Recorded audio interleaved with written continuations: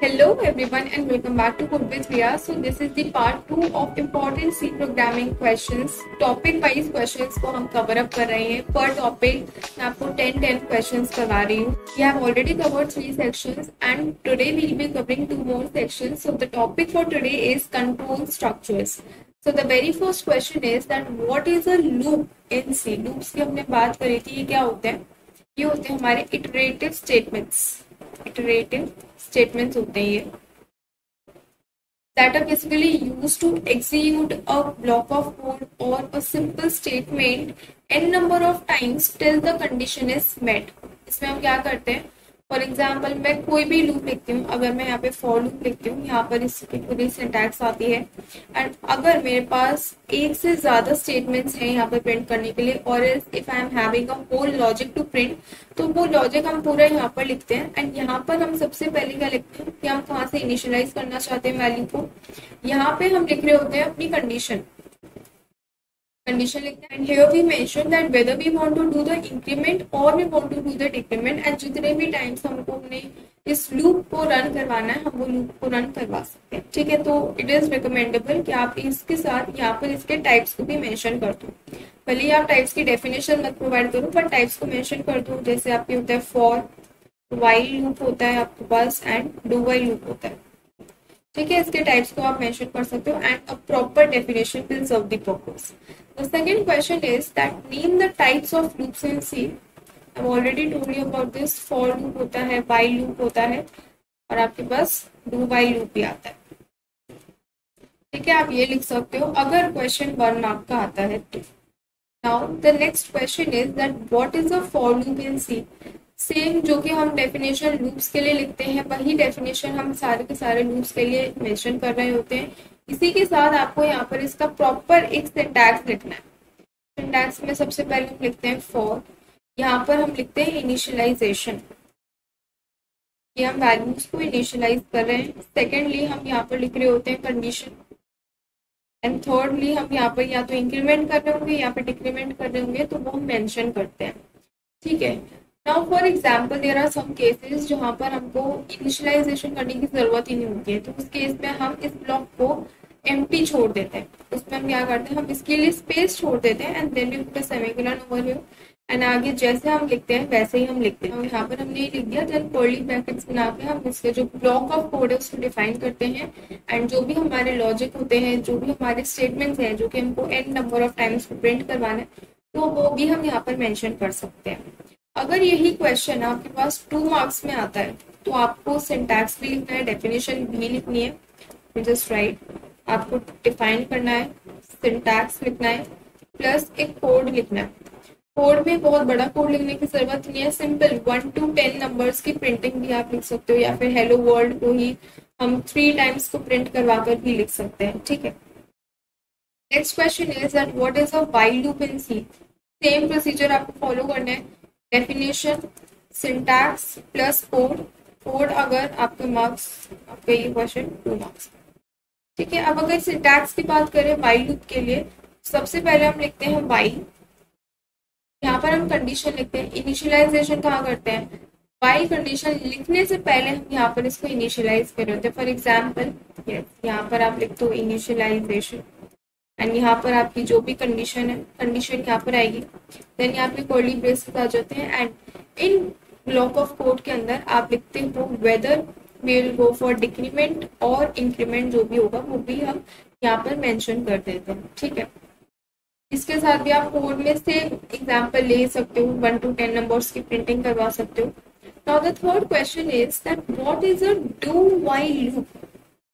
Now एक और खास बात, व्हाइल लूप के अंदर आप ये भी लिख सकते हो that it is a pre tested loop. Pre tested loop भी लिख सकते हो. ऐसा क्यों, बिकॉज सबसे पहले यहाँ पर कंडीशन चेक होती है. नाउ डू व्हाइल लूप, यहाँ पर एक और क्वेश्चन बन सकता है that what do you mean by the while loop and do while loop. दोनों के बीच में आपको जहाँ पर डिफरेंसेस बताने पड़ेंगे. तो यहाँ पर अगर डू व्हाइल लूप के स्टेटमेंट की सिंटैक्स की अगर हम बात करें तो सबसे पहले हम लिखते हैं डू, देन जो भी हमको स्टेटमेंट्स प्रिंट करवाने हैं वो यहाँ पर मेंशन कर देते हैं. नाउ डू व्हाइल लूप के अंदर भी हम क्या करते हैं, हम यहीं पर इनिशियलाइजेशन कर देते हैं. हमने ये लिख दिया अब यहाँ पर हम कंडीशन कहाँ लिखते हैं, जब हमारे ब्रेसेस खत्म हो जाते हैं तो हम यहाँ पे वाइल लिखते हैं, यहाँ पे हम कंडीशन मेंशन करते हैं and it is terminated bye a semicolon. इसको भी आप मेंशन कर सकते हो कि आप इसके अंदर एक सेमीकोलन को भी यूज करते हो। And do while loop is known as the exit control loop. ऐसा क्यों, क्योंकि हमारे पास क्या हो रही है, कंडीशन एंड में चेक हो रही है। या फिर आपके पास एक एमसीक्यू में इस तरीके का भी क्वेश्चन बन के आ सकता है कि व्हाट इफ मुझे जो मेरा कोड है वो एक ना एक बार तो रन करवाना ही है, मैं चाहती हूँ कि मैंने लूप तो लगा दिया। अब लूप में क्या होता है कि बेसिकली पहले कंडीशन चेक होती है एंड देन जो भी स्टेटमेंट्स है वो एग्जीक्यूट होते हैं। But what I want is कि सबसे पहले तो मेरे पास एक बार तो प्रिंट होकर आ जाए, उसके बाद कंडीशन चेक हो। तो उसके लिए हम क्या यूज करते हैं, हम डू व्हाइल को रिकमेंड करते हैं। Now the next question is what is the difference between break statement and continue statement. ये जो मैंने आपको जंप स्टेटमेंट्स पढ़ाए थे उसके अंदर हमने 3 टाइप्स के स्टेटमेंट्स की बात करी थी, break, continue and lastly go to statements की हमने यहाँ पर बात करी। हम एक एग्जाम्पल से समझते हैं ब्रेक क्या करता है बेसिकली। फॉर एग्जाम्पल यहाँ पर हमने कोई फॉर लूप लिख रखा है, इसके अंदर हमने इफ के अंदर एक कंडीशन लिख रखी है, कोई भी कंडीशन हो सकती है वो, एंड यहाँ पर मैंने लिख रखा है ब्रेक, ये लोअर केस में आएगा ब्रेक, ठीक है। यहाँ पर मैंने ब्रेक लिख रखा है। अब जैसे ही मैं ब्रेक लिखूंगी वैसे ही क्या होगा, यहाँ पर जैसे मेरी यहाँ पर जो भी कंडीशन मैंने लिखी हुई है वो ट्रू हो जाती है, वैसे ही हम पूरे के पूरे लूप से बाहर आ जाएंगे। फॉर एग्जाम्पल अगर मुझे 1 से ले तक 10 नंबर्स की प्रिंटिंग करनी है और मैंने कंडीशन में लिखा कि जैसे ही आई की वैल्यू 5 हो जाए वैसे ही ब्रेक कर दूँ। ब्रेक मतलब कि हम पूरे के पूरे लूप से बाहर आ जाएंगे, ठीक है। लेकिन कंटिन्यू क्या करते हैं यहाँ पर, अगर यहाँ पर हमने ब्रेक की जगह पे कंटिन्यू को यूज करा होता, जस्ट अ मिनट,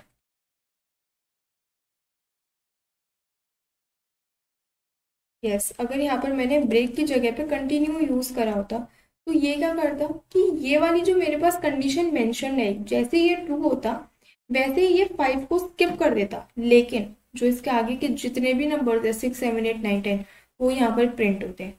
आउटपुट की अगर हम बात करें तो ब्रेक के लिए अगर मैं आउटपुट की बात करूँ 1 to 10 पे वेयर कंडीशन हमने लिख रखी है कि आई इज इक्वल्स टू 5 है, तो यहाँ पर प्रिंट होगा 1 2 3 4, 5 यहाँ पर प्रिंट नहीं होगा, ठीक है। कंटिन्यू की अगर हम बात करेंगे, कंटिन्यू पे क्या होगा 1 2 3 4, जिस कंडीशन पे हमारी वैल्यू ट्रू हो चुकी है वहां पर हमने कंटिन्यू लिख रखा है। कंटिन्यू कब एग्जीक्यूट होगा, जब इफ सेक्शन एग्जीक्यूट होगा। वो कब एग्जीक्यूट होगा, जब हमारी कंडीशन ट्रू हो गई। जैसे ही हमारी कंडीशन ट्रू हुई वो सिर्फ इस नंबर को स्किप कर देगा और वापस से अपना लूप चलाएगा। अब वापस अगर हमने लूप चलाया तो अब इंक्रीमेंट होगा, 5 का इंक्रीमेंट 6 हो जाएगा, तो फिर ये 6 7 8 9 10 को प्रिंट कर देगा। लेकिन इसने क्या करा, 5 को स्किप कर दिया। लेकिन इसने क्या करा, इसने 5 के बाद जितने भी नंबर्स थे उन सबको स्किप कर दिया। So this is the main difference between break and continue. I always believe कि अगर आप किसी भी टॉपिक के बारे में अच्छे तरीके से अंडरस्टैंड कर जाते हो, समझ जाते हो टॉपिक क्या है, क्या कर रहा है वो, तो आप उसके बारे में खुद से ही लिख सकते हो। डेफिनेशन अगर आपको लिखनी है तो वो भी आप लिख पाओगे, कोड अगर लिखना है तो वो भी आप लिख सकते हो, ठीक है। Now the next question is that what is an if statement in C. If हमने बात करी थी कि डिसीजन कंट्रोल स्टेटमेंट्स के अंदर आता है। Now what does if section do, for example I am having this if section over here.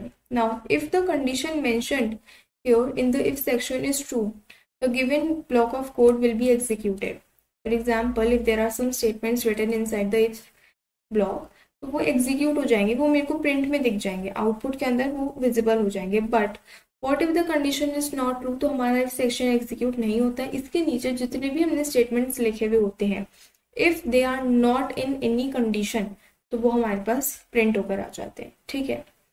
Else की अगर हम बात करें, फॉर एग्जाम्पल वैसे हम इफ एल्स को एक पेयर के अंदर यूज कर रहे होते हैं, हम सिर्फ एल्स स्टेटमेंट को अपने प्रोग्राम के अंदर यूज नहीं करते हैं। मैंने इस सेक्शन में कोई पर्टिकुलर कंडीशन लिखी, now if the condition is not true the if block will not be executed, but I still want to know that whether if block is executed और नॉट। तो इसके लिए हम क्या कर सकते हैं, हम एल्स लगा सकते हैं। If the condition is true, I'll get this output, but if the condition is false, still I will be getting a output of else statement. else statement मुझे output दे देगा कि आपकी जो if condition आपने डाली है वो true नहीं है. That's why else block is executing. Now the ninth question is, what is an switch case? What is an switch statement in C? तो इसको हम switch case में ऐसे यूज करते हैं. अगर switch की जगह पे switch case भी लिखा हुआ है तो भी आपको घबराने की जरूरत नहीं है. अब switch क्या करता है? It checks condition when multiple conditions are given to you. When multiple conditions are given. You can also refer the lecture. मैंने lecture के अंदर हर एक topic को बहुत ही detailed के अंदर explain करा हुआ है. Now switch case helps you to check conditions when multiple conditions are given to you. यहाँ पर हम case लेते हैं, case 1, case 2, case 3 and so on. ऐसे हम cases लेते हैं यहाँ पर. And if none of these cases are true, तो हम last में लेते हैं default. अब ये cases क्या है? ये basically हमारी conditions ही होती हैं. हम यहाँ पर अपनी कंडीशन स्पेसिफाई कर देते हैं. For example, there is a program. एक क्वेश्चन है कि अगर यूजर 1 प्रेस करता है तो मेरे पास मंडे प्रिंट होकर आना चाहिए. इफ इट प्रेसेस 2 तो मेरे पास ट्यूसडे प्रिंट होकर आना चाहिए एंड सो ऑन टिल 7 अगर वो प्रेस करते हैं तो मेरे पास संडे प्रिंट होकर आना चाहिए. तो अब यहाँ पर हम 7 इफ एल्स को यूज करने के बजाय यहाँ पर क्या कर सकते हैं, यहाँ पर हम केसेस को यूज कर सकते हैं कि केस 1 अगर यूजर ने 1 प्रेस करा तो मेरे पास मंडे आएगा, केस 2 मीन्स ट्यूसडे आएगा. ठीक है, यहाँ पर हमको एक कैरेक्टर भी लेना पड़ता है, कैट है जिसको हम एक वैल्यू साइन करते हैं. वो आप पूरा मेरे लेक्चर के अंदर अच्छे से समझ सकते हो. In this question you can just write the definition plus syntax. ठीक है, सिंटैक्स अगर आप लिखोगे तो it will be a plus point for you. Now the 10th question is that how do you write a nested if statement in C. यहाँ पर basically आपसे indirectly syntax पूछा है. क्या पूछा है? सिंटैक्स पूछा है कि आप किस तरीके से नेस्टेड इफ स्टेटमेंट को लिख सकते हो सी के अंदर. सबसे पहले हम क्या करते हैं, हम इफ लिखते हैं. यहाँ पर हम अपनी लिखते हैं कंडीशन 1. नाउ नेस्टेड इफ को हम कब यूज करते हैं, जब हमको डुअल कंडीशन चेक करनी होती है कि अगर ये कंडीशन ट्रू है तभी ये वाली कंडीशन ट्रू होनी चाहिए. तो हम एक और इफ को यूज करें. यहाँ पर हमने कंडीशन 2 लिख लिया. ये हमारा code of block of second if section. तो ये क्या हो जाएगा, हमारा एक नेस्टेड इफ हो जाएगा. नेस्टेड इफ मीन्स कि एक इफ के अंदर एक और इफ है. नाउ अगर आप चाहते हो तो इसके अंदर भी एक और इफ बना सकते हो, but that doesn't make any sense.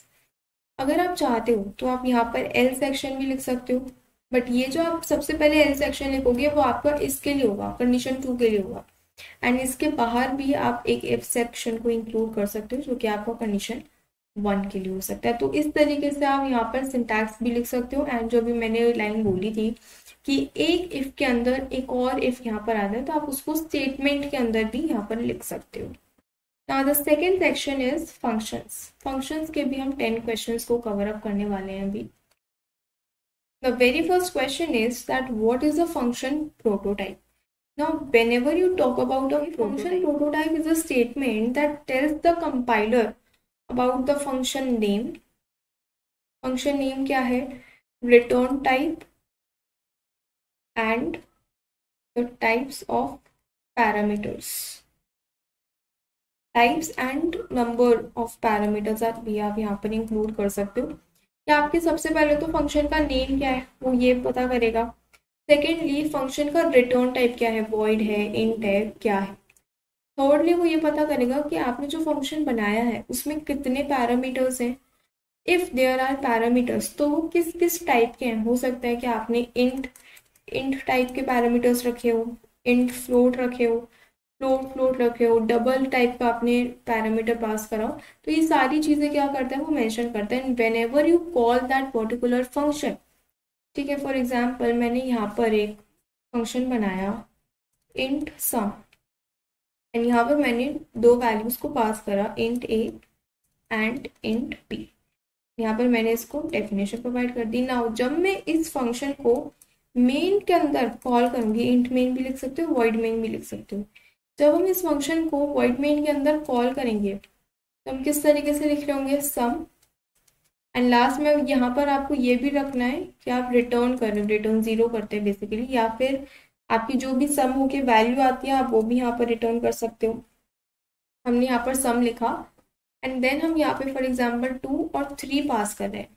तो कंपाइलर ये सारी चीज़ें चेक करते हैं, क्या आपका जो आपने सम बनाया क्या वो इंटीजर टाइप का है, क्या जो आपने आर्ग्यूमेंट्स इसमें पास करें क्या वो इंटीजर टाइप के हैं।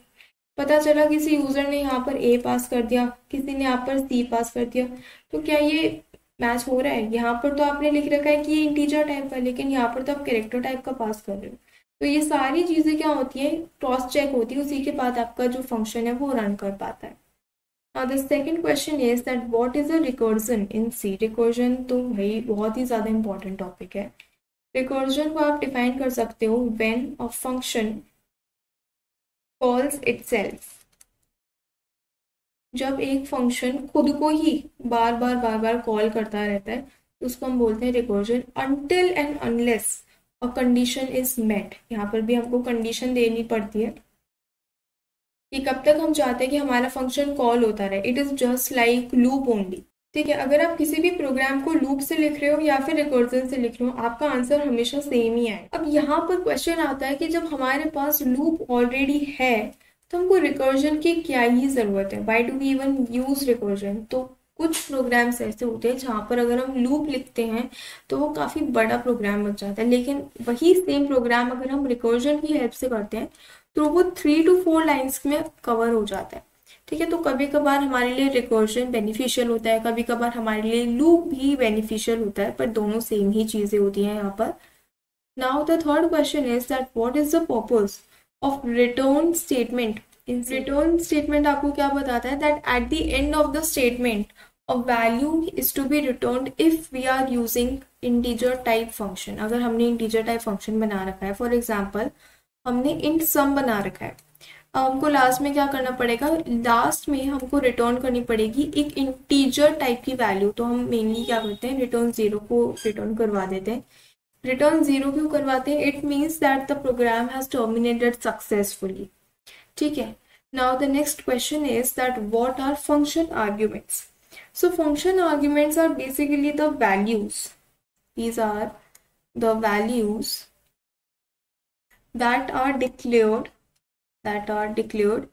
within the function, within a function.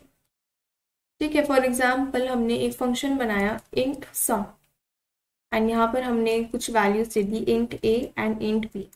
अब ये int a and int b क्या है, ये आर्ग्यूमेंट्स है। कितने आर्ग्यूमेंट्स है, they are 2 arguments of which type, integer type। now the next question is that what is a local variable। local variable हम हमेशा एक ब्लॉक ऑफ कोड के अंदर डिफाइन कर देते हैं। फॉर एग्जाम्पल अगर मुझे किसी भी शेप का एरिया कैलकुलेट करना है तो यहाँ पर मैंने एक फॉर एग्जाम्पल फ्लोट एरिया के नाम से मैंने यहाँ पर एक वेरिएबल बना लिया। अब यहाँ पर जो मैंने वेरिएबल बनाया ये सिर्फ इस स्कोप के अंदर ही काम करेगा। जैसे ही अगर फॉर एग्जांपल मैंने एक सेकंड फंक्शन बनाया int area 2, ठीक है, ये सेकंड फंक्शन मैंने यहाँ पर बनाया और मैं अगर चाहूँ कि मैं ये जो सेम वेरिएबल है उसको मैं यहाँ भी यूज कर लूँ विदाउट इवन डिक्लेयरिंग इट, तो ये मुझे एरर दे देगा। यहाँ पर अगर मैं इसको यूज करके देख भी लूँ तो ये मुझे एरर दे देगा। एरर क्या देगा कि आपने एरिया को डिक्लेयर नहीं करा है। क्यों, बट आपको तो लगेगा कि आपने तो ऑलरेडी डिक्लेयर कर लिया, बट यहाँ पर आपने इसको लोकली डिक्लेयर करा है। लोकली मीन्स आपने यहाँ पर इसके लिए एक ब्लॉक ऑफ कोड डिफाइन कर दिया कि ये इसी ब्लॉक ऑफ कोड के अंदर काम करेगा, इसके बाहर जैसे ये जाएगा ये काम नहीं करेगा।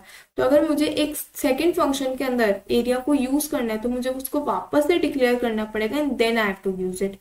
नाउ जनरली हम क्या करते हैं, अगर मेरे पास कोई ऐसा वेरिएबल है जिसकी ज़रूरत मुझे बार बार अलग अलग फंक्शंस के अंदर ज़रूरत पड़ रही है तो उसके लिए हम उसको ग्लोबली डिक्लेयर कर देते हैं। ग्लोबली कैसे, सबसे पहले हमने फॉर एग्जांपल अपनी हेडर फाइल लिख दी, देन सेकेंड में अगर हमको किसी फंक्शन को डिक्लेयर करना है तो हम डिक्लेयर कर लेते हैं। थर्डली हम क्या करते हैं, यहाँ पर मुझे जो भी ग्लोबल वेरिएबल बनाना है, फॉर एग्जाम्पल इंट एरिया, मैंने यहाँ पर एक ग्लोबल वेरिएबल बना दिया। अब मुझे इसको हर एक फंक्शन के अंदर अलग से डिक्लेयर करने की जरूरत नहीं पड़ेगी। I can use it in the whole program, मैं चाहे कितने भी फंक्शंस बनाऊं, if I am making 5 functions I can use this variable, if I am making 50 functions also तब भी मैं इस पर्टिकुलर वेरिएबल को यूज कर सकती हूँ without redeclaring it again and again, ठीक है। So this is the difference between local variable and global variable. अब यहाँ पर एक और क्वेश्चन आपसे पूछा जा सकता है कि प्रेफरेंस किसकी ज्यादा होती है, प्रायोरिटी किसको दी जाती है। For example there is a program जिसके अंदर हमने ग्लोबल वेरिएबल भी लिख रखा है और लोकल वेरिएबल भी लिख रखा है, तो उस केस के अंदर हम प्रायोरिटी किसको देते हैं, priority is always given to the local variable. कभी भी हम ग्लोबल वेरिएबल को बहुत ज्यादा प्रायोरिटी नहीं देते हैं। अगर कोई ऐसा फंक्शन है जिसके अंदर हमने कोई लोकल वेरिएबल नहीं बनाया, उसके अंदर हम सिर्फ ग्लोबल वेरिएबल यूज करें तो हम उसको वहां पर यूज करते हैं। बट अगर कोई फंक्शन है जिसके अंदर लोकल वेरिएबल ऑलरेडी एग्जिस्ट कर रहा है तो फिर प्रेफरेंस हमेशा लोकल वेरिएबल को ही दी जाए। Okay, so if you want to know more about the local variable and global variable, do tell me in the comment section, we will make a separate video on it. Now the 7th question is that what do you mean by call by value. Call by value की जब भी हम बात करते हैं that means a copy of the value is passed as a parameter. For example हमने यहाँ पर एक फंक्शन बनाते हैं इंट मेन, मैंने यहाँ पर एक फंक्शन बनाया एंड यहाँ पर फॉर एग्जाम्पल एक और फंक्शन है सम 5 and 10, हम इसको कॉल कर रहे हैं। सम फंक्शन हमने यहाँ पे बना रखा है, फॉर एग्जाम्पल इस फंक्शन को मैं कॉल लगा रही हूँ, ठीक है। यहाँ पर हमने इंट ए लिख रखा है और यहाँ पर इंट बी लिख रखा है। अब मैं क्या कर रही हूँ, इसको कॉल बाय वैल्यू से कॉल करवा रही हूँ। कॉल बाय वैल्यू से मतलब कि इसकी जो ये 5 वैल्यू है इसकी कॉपी बनकर यहाँ पर आएगी, ये जो 10 है इसकी कॉपी बन के यहाँ पर आएगी। अगर मैं इन दोनों वेरिएबल्स को यहाँ पर प्रिंट करवाऊँ तो इनकी वैल्यू मुझे 5 and 10 दिखेगी, लेकिन अगर मैं इनको यहाँ पर चेंज कर दूँ, इनकी वैल्यूज को मैं यहाँ पर फॉर एग्जांपल इंक्रीमेंट कर दूँ या फिर कोई भी वैल्यू चेंज कर दूँ एंड देन मैं उसे यहाँ पर अगर प्रिंट करवाऊँ तब भी उसकी वैल्यू 5 and 10 ही रहेगी। ऐसा क्यों? क्योंकि मेन फंक्शन में आकर जो उसकी एक्चुअल वैल्यू है वो प्रिंट होती है, ना कि कॉपी। कॉपी वैल्यूज हमेशा उस फंक्शन तक ही रिस्ट्रिक्ट रहती है, ठीक है। Second is what do you mean by call by reference. अब जैसे हमारे पास कॉल बाय वैल्यू में क्या होता है कि कॉपी पास होती है, copy of the variable value is passed, ठीक है। रेफरेंस की जब भी हम बात करते हैं हम बात कर रहे होते हैं address. Now what happens in call by reference, the address of the variable where the value is being stored, the address is passed. तो जब हम किसी भी वेरिएबल का एड्रेस पास कर देते हैं, अगर हम एड्रेस के ऊपर कोई भी चेंज कर रहे हैं, फॉर एग्जांपल पहले वैल्यू 5 थी, हमने उसको चेंज करके कर दिया 4, तो ये हमने क्या करा, हमने उसकी मेमोरी लोकेशन में जो एड्रेस है, एड्रेस ही हमने उसका चेंज कर दिया। एड्रेस पे जो वैल्यू हमने वही चेंज कर दी। तो अब अगर हम इस वैल्यू को चाहे अगर हम फंक्शन में कॉल कर रहे हैं, चाहे अगर हम मेन में कॉल कर रहे हैं, तो हमारे पास सेम वैल्यू प्रिंट होकर आएगी, बिकॉज हमने एड्रेस पे जाके वैल्यू को चेंज करा है। लेकिन यहाँ पर एड्रेस पे वैल्यू चेंज नहीं होती है, यहाँ पे सिर्फ वैल्यू कॉपी होती है, ठीक है। The 9th question is that what is a function pointer. अब पॉइंटर क्या करता है, pointer it is use to store the address of another variable. बिल्कुल सही बात है। तो फंक्शन पॉइंटर क्या करेगा, a variable that holds the address of a function. It is a variable that holds the address of a function।